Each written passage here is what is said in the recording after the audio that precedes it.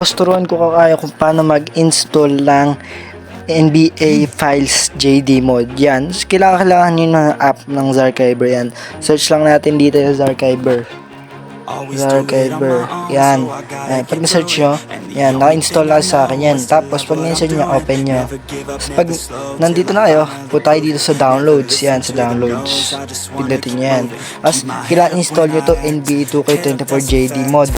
JD Mod menu. Yan, sesend ko lang yung link sa comment. Yan, check nyo na lang, download nyo. Tapos, pag na-download nyo yan, long press nyo, tapos copy nyo o cut. Yan. Tapos pindutin nyo tong back. Mag-back kayo. Yan, babalik kayo dito. Check nyo yan.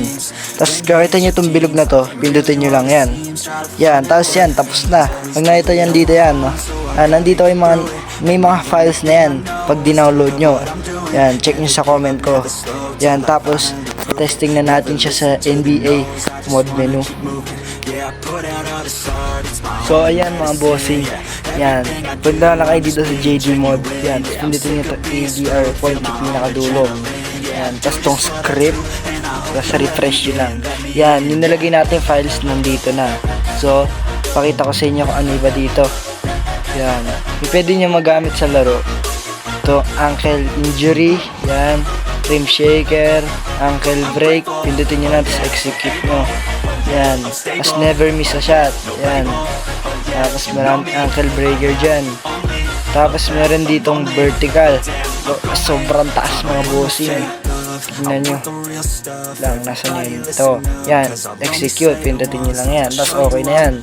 Tignan nyo, kahit half court, pasok na mga bossing. Bang!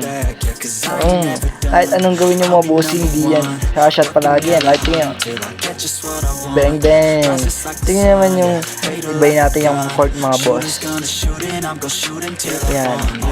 Ibay natin. Yan. Maganda. Yan. Half court mga boss.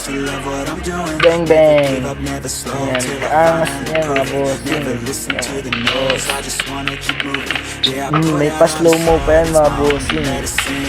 Yan mga boss. Nakita yung mga boss lumilipad. Ayan. Yan.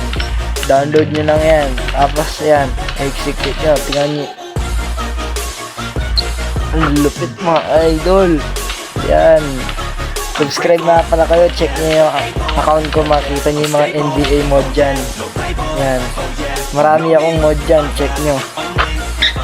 Tapos meron din dyan mga tutorial para mag-install ng mga mod sa NBA 2K. Meron din GTA dyan. Kung gusto nyo mag-download, check nyo na. Tapos yung gamit ko lang JD mod ngayon. Nasa video, may video din ako. Check nyo na mga idol.